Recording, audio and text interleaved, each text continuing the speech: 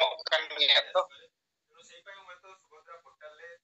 nitok single jim ro jolakan saat penotrin Yuria kanjam ya ko ana saute posi di geria di sama biji konga mantan salkan urung ke saute madam Sumitra Murmu ar jaha ge bo bar di sam kun pejolakan joto ko gerlinya single jahat jal kate mirwar kathali lohoi atamo ado linda Odisha ponot Bhubaneswar capital koj Robinang Soren Limen ya Bhubaneswar Zonal President ado katha do noa tabo nitok Ganesh gomke tikin mitang katha jaha kusti na kat tikin doho kia ona jibang mitpat botling roya tapore naten lingro ado abo nitok jaha kin men kia machi hote tige abo sampa bang samaj to gujuk hor ser ko idi ya oka larana injay nyom kia tabo ado ona chitan re men gan leka samaj do joto abo koge ona atu re jaha mitang atu benaw ka bang to di jaha ge bo mena ona hisab te mitang kede ta na tabo ni do metai kana tabo mai tiaram ba mai ji baba ado unku otete gujuk hor kahar ma mena gya jet lekate abo atu disam bre Yuria jet ko do mai chi ge gomke tikin kin men leka tren re engine do huyuk kana ko nitok men gan kan do mai chi ge jadi rel dawa do joto aturin mitang haroj ado engine jadi dailang do dong enkan do dawa ko onka ge do one onka katha abo ko machi thik jadi bai tahena enkan do samaj do gujuk set ke chala jelegate machi ge jadi ain kanun bai badai ka samvidhan reya bai badai ka jelegate disam re jalu huyuga ona bai badai ka enkan do onka ke chala atu disam gota uli onka ke sasona ar aj lagi te sason do huyuk kana murut hisab sason tai do dadong kuing baron kuing bicara kuing voice kat kuing onka leka bicara ar mitang bicara do tai huyuk kana yage atu disam re mela chut chotiar bana tel anu ako kami ora ina geta ar nito swadhin bharat bhitre re jaha gi nito संविधान ain अनुसारे joto hor ge tol akana ona अनुसार ge awa संविधान ain अनुसार ge bharat borso cheluk kana ar abo ona bhitre re mena bona mane abo ona ain kanun tege bo tol akana telu noa bako badai kan idi kate teheng abo samaj okare jur akana ona unku do bako badai dara kana maji bai badai kana proja cheluk akana ado noa ko idi kate jehetu machi ko jaha tinaak ge mena ko bharat borso re abo adiwasi santal ko bang male muda jaha ge ko tahenya machi ବ୍ୟବସ୍ଥା ରିଚେରି kurin nuku jadi ona jinis bako badaya enkan do samaj do nuku hote tige rujuk kana noa mitang ar mitang abo gogoj lagi tekan arang ge additional mena unku do chili men lekhan rajniti ho ar bakan nongka gauta ko nuku ko jahan leka aku ko sikhe ko ona sikhe tige unku ko taramia jahan prori ke dhorar le nyuruk kana chik kutore le tahen kana ye darana re ko dai ye thaka kale le noa akwa ihar bhavna tako paja ado nuku rajnitik hor kin gauta kurin ko hiu nuku da ko sartho khatir se abo mitang kacur ni hesa kate amdu nongka noa hor dana harte ayu ko enka uni macet habai badai ka ja proriki yo to hor dama do ona loso re chelika ko kate enka nuku ona re paita kidi jom ka nongka te ho abo katu di sore men gan likan nuku maji ho tet pige joto hor bo bujuk kana mane rajniti hor ho uni chet pachla kana uni sikhoi kana ko ona sante aja bro budi budi ho bonu idi kate tu hor ona step te चालू kako kana noa ko hi kana inya uyar te do men karon noa ko idi kate abo samaj laha set bai chala ar aborin machi gomke tikin men hisab te jodi joto ature jo ব্যবস্থা tabo bo men ani to machi bo bodol pa samaj bo banchawa ba tu bo banchawa handi bo sahaya समाज वो लहाय no जो नारा मादोड़ी सत्य कथा नितो अब जहां बो मेनका मजी को हते तेगे नितो अब बो गुजुक कना नोआ कारण दो ऑल पढ़ा मजी को बांग कना परंपरा मजी कना को नोआ इति काते नोआ दे किंतु अब जदि ओना चितान रे संविधान आईन अनुसार बो मेना नुकु बो परिवर्तन को तु होर हते बांग बचाव काते एनखान दो निश्चिंत ओना दो परिवर्तन हिजु तो नितो का परिस्थिति रे नोआ हो दरकार कान अगर नोनो को व्यवस्था लगी अब नितो कुरुमुटु यर किया नोनो को हुयुक खान दो अब समाज बचाव होता आते हिजुआ आर बांखान दो नुकु होते ते खान दो गुजु सेट गे मेना नोनो खातिर को इया नरते ina gan parati yer nyam kete no men kan ono ay ketil ko tega won nito guju horda ase do plah arona re karon adi gan gi wana abu yer wonu ona nyu pro nyu hadiri ge botheli ko kana abu sure mi nore business ya nyele kana abu ni da kisono kana apnar do adi nyu kate burdo ko kana no ko difference to tahen kana ona ketil ko abu ni ko men ya adi bo sahaya ona ge bi kana tawo jelo onongkan परिस्थिति रे idi kate bagian ko ge yo disam ko chalui ako do joto ge jaha beri kami mena ona ako do poso em kate tu disam ko chalu ka jaha ko ri te nyabo disam baila dara kana ke samaj ta bo baila no kan kata ni to chalu kan te abo buju orda are bo tinggu akan ado no ado abo kayaknya Christian kira ya kata isep te tilangan biar ke penuan dia ado nongka ge jaha ge abo ko ihar dare kan jaha tuna leader ko ona isep to men di kan do di kan jinis nore hoche do ga ya mena tabo ado ar mitang li mena te nya ke par katha ge ye abo central cabinet re pas aka ko mitang cabinet re kendro sangsad ko ye noa ko ola ka noa paper re eko rastro eko सदस्यता mitang disam re mitang card tegi joto abo bada dare ona le jenti nit ko bena karbona आधार card उनका के mitang disam mitang card am jahan se gem chana ona tegi ama porichoy dom mano onongkana jinis ko nate pas kana ona saute riyan jinis ona cabinet ko pas aka okare rasta ghato okare je ityadi riyan jinis ado nitoga परिस्थिति रे जहाँ के राजनीति कथा बोमेन उनको तो सामूहिक विकास लगी जहाँ को में किंतु आबो विकास लगी तो कोई मत को में आबो विकास तो तेहे आदिवासी विकास लगी टिकान लगा के तिकिन किरमान के लेका आले दो धर्म कोडे माले के धर्म कोड हेजलेन खान दो आबो आशा वसा जति धर्म जतो निजोर लेकाते बेना को एनखान ओनारे आबो विकास हुई भाषा स्थापित लेन खान ओना माध्यम ते आबो विकास हुई दाड़े आबो भाषा स्थापित लेन खान आबो भाषा माध्यम ते ऑल तोल हुई दाड़े चक्री बकरी बो नाम दाड़े आबो स्टेटस से परिवर्तन हुई दाड़े नोआ तो हुई कना आबो लगी ते विकास भाषा भाषा बंचा नोआ दो आबो विकास सरकार जदी नोआ चितान रे आबो ध्यान एमा बोना आबो लगी तो ना तो हुई ताबो विकास और भाषा भाषा भाषा ताबो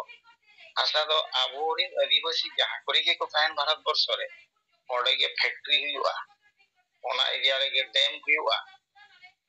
ओना एरिया रे के जंगल को बनाओ इत्यादि इत्यादि नोआ बंचा लगी तो सरकार बनुनी तो आबो कोई लगी तो ना नोआ चितान तो आदिवासी को तो चेतना परिवर्तन ओना खातिर ते abuak bikas do noa ko jinis jadi stapitoa enkhan abo do bikas hui dare ado tehin cabinet ko pas ya eko rastro eko karta ar okare rasta ghato bikas pol benawa ona ko gi gormena ona ma joto hor lagi ano nongkan katha ado abo lagi tedo nito jahan sarkar ko hiju tedo han banuha ke abo chin leka tebo laha ona rea jian do hak ko banuha abo do kaset ko lahet bona node dam bo benaw ko factory bo benaw ko ar akorin jahan ge bonga buru menak ko akwa mane दर्शनीय स्थान bahkan bonga buru stan ona ko akhrima noa abo lagi do tabu bikas noa ko benaw ado noa ko lagi abo socchetan bon ekmatro sengel অভিযান abo salkan murmu uiher tege jahan kami joto horak noa udara bai ado nongka tehin bikas ya kata jo sarkare ole ya cabinet ko pas ya bahkan nana prakar ain kanun ko bena noa do abo lagi koto bang nongka jinis ko nito tol odokok kana kale abo jo ধরম কর লাগি বই ছুটে না Nuno সেদাই কেজা NEET পর্যন্ত হো ওই সরকার হবা কো আগে রাজরিন সরকার হবা যে কেন্দ্ররিন সরকার হবা মানে আবো সমাজ ওকাসে যে চালাক কানা আবো বাবু বড়াই দাঁড়িয়া অনকাতে মেন হিসাব লেখা নিতো যাহা আবো টপিক বো দোয়া কার লেখাতে নুকু মাঝি কোগে আবো দোকো বজর রেকো আইউরা কাবো সচেতনতে এগুলো দিতে কানে মাঝি কে দরকার ado nongkan katha ko jahan lin nyel le ate hin ta ona le rol sare di atawo ar jahan ge question setan re jahan lin anjam nyam le ona so kilin rol kia ama to ekan ni men kate gomke tikin sante jahan go joraw kan ko singel jumre joto ko ge alinya muchet re civil sengel jar chal kate node katha le dugi kia ma to sanam ko ge johar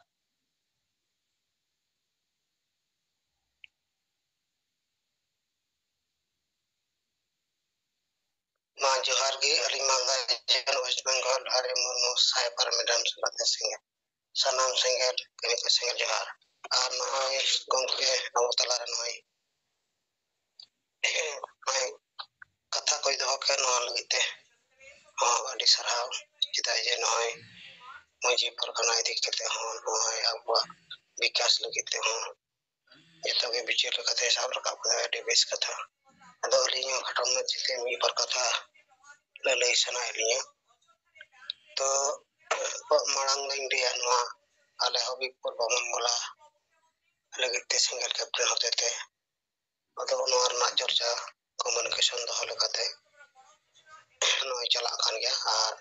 noa ho gapal bura hoina je joto ato bun paja ko ar saute namondal made gomke gauna WhatsApp Facebook korne jharkhand na idikite ona ko lei kida jahan do noa sidu kano chok tako ona आड़े आड़े ते जहां Mohammedan को मना को ona ko jaga ko ko ikhtiar da no ko dikete adore enre kita nyito manoi hemanto soren ge jite ukra tahle unko mohammedan da muslim do nora da ko nyam da onare kono atke tole bai hukuna ni ko halin gal mara kada ar saute noi nito do single ge bichir da je abo hasa hasa jite dharma dikete অন্তত না আবার রাজভাষা হইলেন খাই হো আবঠে জমিন হইয়া আসার না ধর্ম কোট হইলেন খাই আবঠে আড়ি রকম বিকাশ লইতে ন্যায় বিচার কো ñam লইতে আবুন লাহা আনতে আদা নয় মাঝি পারগানা সিস্টেম নোয়া কথা যাহা নিতো কথা দহ কনা আলিয়া বাড়াইতে kalini anjom go ka je pargana ko tehe kana noa malda jila re noy ul malda block nonde ge unko poribar pargana poribar netar do unko অবস্থা আᱹᱰি শোচনীয় গᱮᱭᱟ মেনে তেনা को যে উনি পারগানায় তহে কানা তো নোয়া পারগানা সিস্টেম রে মানে লাহাতে नको প্রশাসন को पुलिस विभाग को थाना करन हो उनको को আডি को মর্যাদা को मा পানথানা जायबा हो नितो जे পারগানা সিস্টেম আবো সান্তার সমাজ রে মেনা নোয়া দো কিন্তু নিতো ᱫᱚ ᱢᱟᱱᱮ ᱟᱹᱰᱤ ᱚᱠᱮᱡᱚ ᱜᱮᱭᱟ ᱟᱨ ᱢᱮᱱᱟᱜ ᱠᱷᱟᱱ ᱫᱚ ᱱᱚᱝᱠᱟᱛᱮ ᱢᱮᱱᱟᱜᱼᱟ ᱡᱮ ᱢᱟᱨᱮ ᱰᱟᱦᱟᱨ ᱢᱟᱨᱮ ᱩᱭᱦᱟᱹᱨ ᱱᱚᱝᱠᱟ ᱞᱮᱠᱟᱛᱮ ᱢᱮᱱᱟᱜᱼᱟ ᱢᱟᱱᱮ ᱦᱟᱺᱰᱤ ᱵᱟᱧᱪᱟᱣ ᱟᱨ ᱱᱚᱣᱟ ᱨᱩᱢᱩᱜ ᱵᱩᱞᱩᱜ ᱰᱟᱹᱱ ᱰᱟᱰᱚᱢ ᱵᱟᱲ ᱱᱤᱭᱟᱹ ᱠᱚ ᱵᱷᱤᱛᱨᱤ ᱨᱮᱜᱮ ᱚᱱᱟ ᱡᱩᱜᱽ ᱥᱟᱶᱛᱮ ᱛᱟᱞᱢᱮᱞ ᱠᱟᱛᱮ ᱪᱟᱞᱟᱜ ᱚᱱᱟ ᱞᱮᱠᱟᱛᱮ ᱵᱤᱪᱟᱹᱨ ᱨᱟᱠᱟᱵ ᱚᱱᱟ ᱫᱚ ᱠᱤᱱᱛᱩ ᱵᱟᱹᱱᱩᱜᱼᱟ ᱱᱚᱜᱼᱚᱭ ᱵᱚᱱ ᱧᱮᱞ ᱟᱹᱜᱩᱭᱮᱫ ᱠᱟᱱ ᱜᱮᱭᱟ ᱚᱱᱟ ᱢᱟᱹᱡᱷᱤ ᱥᱤᱥᱴᱮᱢ ᱡᱟᱦᱟᱸ ᱨᱮᱜᱮ ᱢᱮᱱᱟᱜᱼᱟ ᱚᱸᱰᱮ ᱫᱚ ᱤᱱᱟᱹ ᱢᱟᱱᱮ ᱢᱟᱨᱮ ᱰᱟᱦᱟᱨ ᱩᱭᱦᱟᱹᱨ ᱨᱮᱜᱮ ᱢᱮᱱᱟᱜ ᱠᱚᱣᱟ ᱟᱨ ᱱᱤᱛᱚᱜ ᱟᱵᱚ ᱥᱮᱸᱜᱮᱞ ᱵᱤᱪᱟᱹᱨ ᱛᱮ ᱜᱚᱢᱠᱮ ᱥᱟᱢᱟᱝ ᱠᱟᱣᱱᱟ ᱡᱮ ᱚᱸᱰᱮ ᱯᱚᱨᱤᱵᱚᱨᱛᱚᱱ ᱟᱹᱜᱩ ᱦᱩᱭᱩᱜᱼᱟ जब तक परिवर्तन बाय हुआ तब तक तो निंका धारा के चला और आबरन मंझी सिस्टम रे नोर दे जत्तो के अनपढ़ गया को माने देश दिसम ना खबर तो बाको बड़ाई दड़े कना माने जहां तिना आतु दिसम ने चला कना इनि चल रेगी मिना को आदो मंझी सिस्टम नितो अलगे तो आदिवासी लगे तो माने गुजु हर रे आबई मोंढाए बना और नोआ रे जुति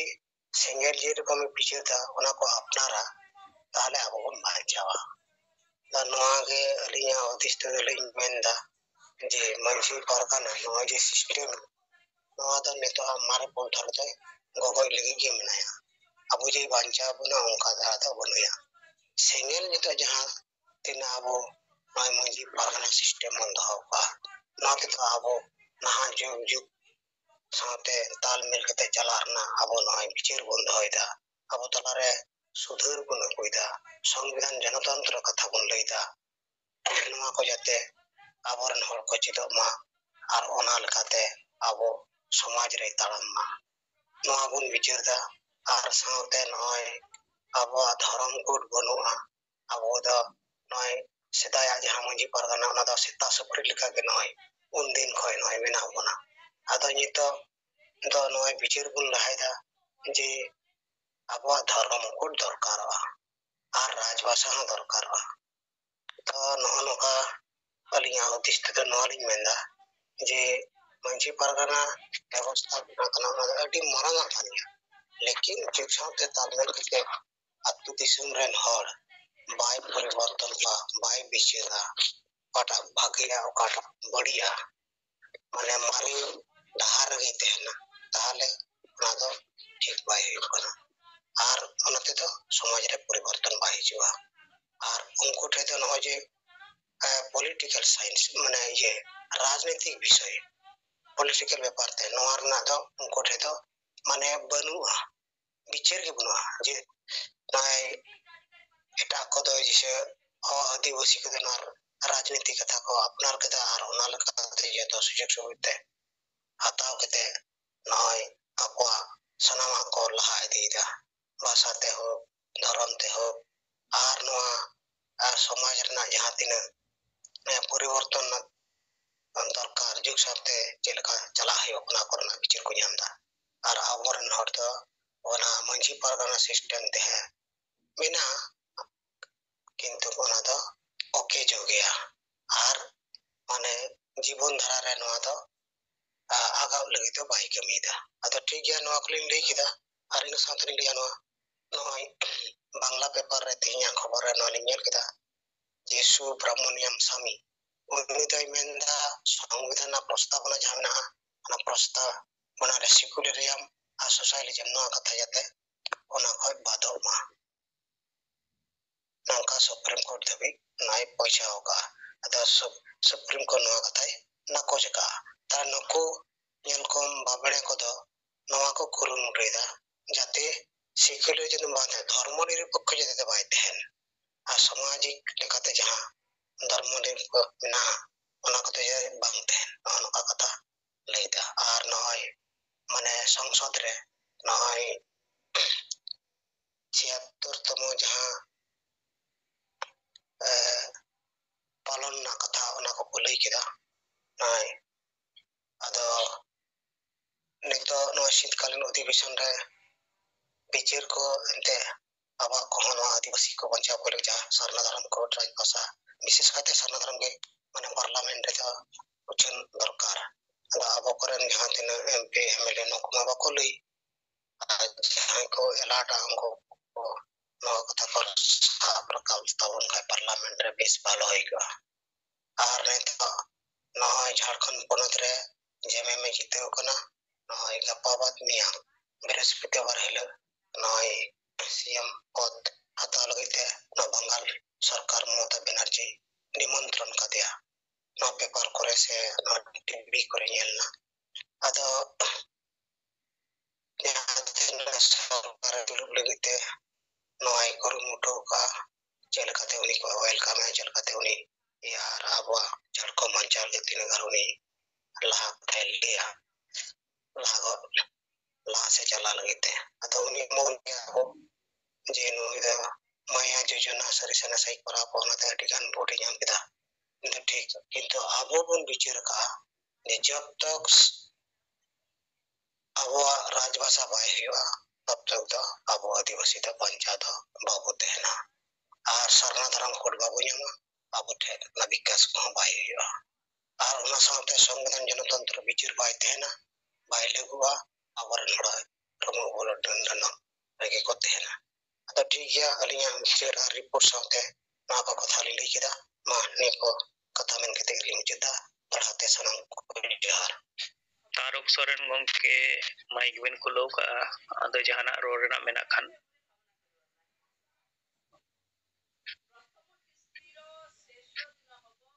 कथा दोहई बिन एंड खान सनम को अंजम संगे दरिया हमको जो आरमी बैंक ऑफ जिला नेटवर्क ब्लॉक का इंडिकेटर डायगोलिसिस रीजनल आदिवासी संगल विजन चलते आइमा रकम कमी होरा नितो सप्ला गया मेंशन जनता अबवा कानून यहाँ तीन अब आशा आसाल हिसाब से बाको गड़क करना अलिंग मेन दुनिया कारण ते बाको गड़क करना पड़े और जे अतरे मजिया अंडा रे जते गुलाम लिका मेना हुआ ओना मेटे बतौर मालंग कारण अदो ओना मेनते अब सावता समाज जहां कमी हो रहा अब जुदी सेंगल मजी तलाते वो कमिया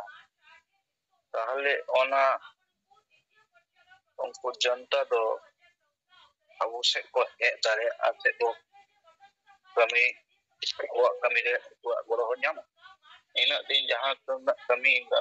होई कना नवा कमी रे दो अब लीडर हिसाब अब वो कमी का गया जनता दो बको गड़ो का मेनका नित दो जनता जाते को गड़ो बना उना लेकाते जन संयोग दरकार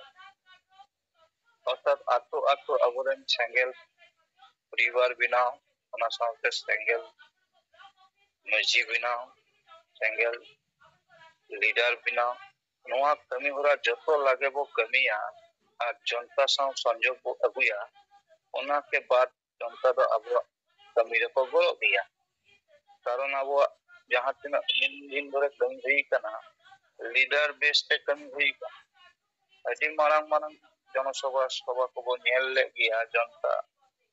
बाबू अगु दरे का कारण अब उना जनता अगुना जहां प्रक्रिया उना हो बाबू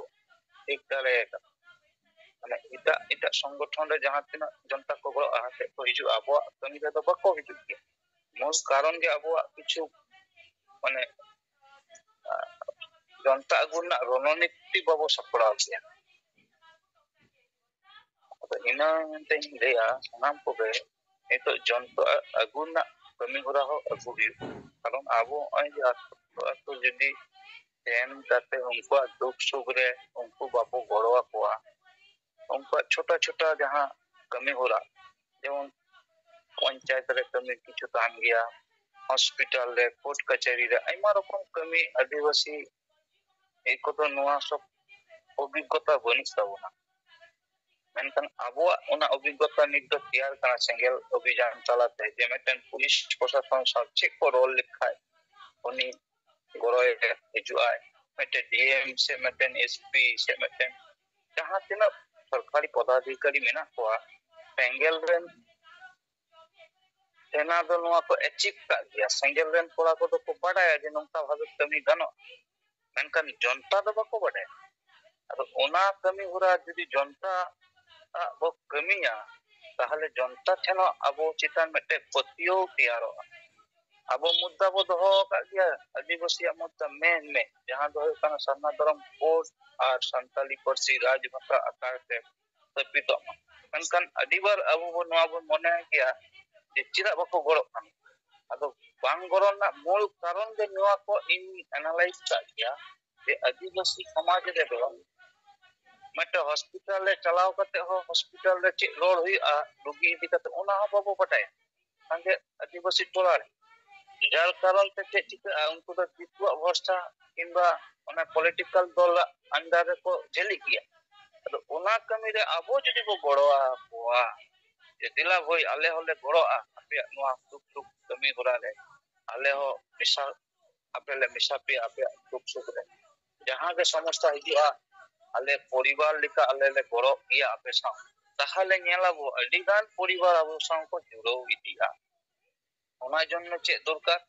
ᱚᱱᱟ ᱡᱚᱱᱱᱚ ᱫᱚᱨᱠᱟর ᱟᱛᱳ ᱨᱮ বৈঠক ᱟᱛᱳ ᱨᱮ ᱪᱟᱞᱟᱣ এবং ᱟᱛᱳ ᱨᱮ ᱪᱟᱞᱟᱣ ᱠᱟᱛᱮ ᱱᱚᱣᱟ ᱠᱚ ᱠᱟᱹᱢᱤ ᱦᱚᱨᱟ ᱨᱮ ᱜᱚᱲᱚ ᱟᱵᱚ ᱱᱚᱣᱟ ᱠᱚ ᱟᱥᱛᱟᱥ ᱵᱚ ᱮᱢᱟ ᱠᱚᱣᱟ ᱛᱚᱵᱮ ᱜᱮᱥᱮ ᱩᱱᱤ ᱦᱚᱸ ᱯᱟᱹᱛᱭᱟᱹᱣ ᱦᱤᱡᱩᱜᱼᱟ ᱥᱮᱸᱜᱮᱞ ᱪᱮᱛᱟᱱ ᱡᱮ ᱵᱟᱝᱟ ᱱᱩᱠᱩ ᱜᱚᱝᱠᱮ ᱠᱚᱫᱚ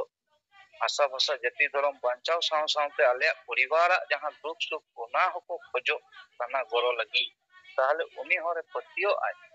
ᱟᱫᱚ ᱤᱧ ᱫᱚ ᱟᱫᱚ ᱰᱷᱮᱨ ᱵᱟᱹᱧ ᱨᱚᱲᱟ ᱱᱤᱛ ᱫᱚ 10 ᱵᱟᱡᱮ ᱵᱟᱡᱟᱣ te hijuk kana onate ninaग ᱜᱤᱧ ᱞᱟᱹᱭᱟ तमाम सेंगल सेना ᱱᱤᱛ ᱫᱚ ᱱᱟᱣᱟ ᱨᱩᱯ ᱛᱮ ᱱᱟᱣᱟ ᱵᱷᱟᱨᱥᱟᱱ ᱛᱮ ᱱᱚᱝᱠᱟ ᱪᱮᱫᱚᱜ ᱢᱟᱵᱚ ᱡᱮ ᱥᱚᱛᱛᱤ ᱜᱮ ᱱᱩᱠᱩ ᱫᱚ ᱟᱞᱮᱨᱮᱱ ᱠᱟᱱᱟ ᱠᱚ ᱵᱤᱦᱟ ᱠᱟᱱᱟᱞᱮ ᱟᱞᱮ ᱩᱱᱠᱩ ᱜᱚᱲᱚ ᱛᱮᱜᱮ ᱦᱩᱭᱩᱜ ᱛᱚᱵᱮ ᱡᱮ ᱩᱱᱠᱩ ᱟᱵᱚ ᱪᱮᱛᱟᱱ ᱯᱟᱹᱛᱭᱟᱹᱣ ᱥᱮ ᱵᱤᱥᱣᱟᱥ ᱠᱚ ᱛᱤᱸᱜᱩᱱᱟ ᱟᱨ ᱫᱚ ᱦᱩᱭᱩᱜ ᱠᱟᱱᱟ ᱜᱚᱝᱠᱮ ᱵᱟᱨ ᱵᱟᱨ ᱡᱟᱦᱟᱸᱭ ᱨᱚᱲ ᱮᱫᱟᱭ ᱟᱵᱚ ᱥᱟᱢᱟᱱᱭᱟ उनी को ट्रेनिंग होचोया उनी सब समय जोगाजोग रे बो दोहया आबो मेन समस्या हुई कना आबो जोगाजोग खन बो बिच्छिन्न गया जार कारण तेगे आबो संगठन मालांग गया अडिगान माने नेता कार्यकर्ता मेना बना किंतु जोगाजोग आबो तला रे बाबो राखा दारे कदा नित दो आबो बो मनाय मा नित दो पेटे परिवार कना परिवार रे हेडमैन दो आबुई गंके चांदो बंगा लिका मेनाया ओना साव सावते आयो हो मेनाया सुमित्रा मैडम आबोरेन नुकु जत्तो परिवार आबो सामटाव का बना नितो जत्ते होरा गे आबो नित जत्तो मोरे पोनत रेन जे हर नोआ बो पतियो कते बो कमी मा ताहले खान गे कमी दो लहा गया निया गे अलिंगा पतियो मा निया को मेन कते सनम को गे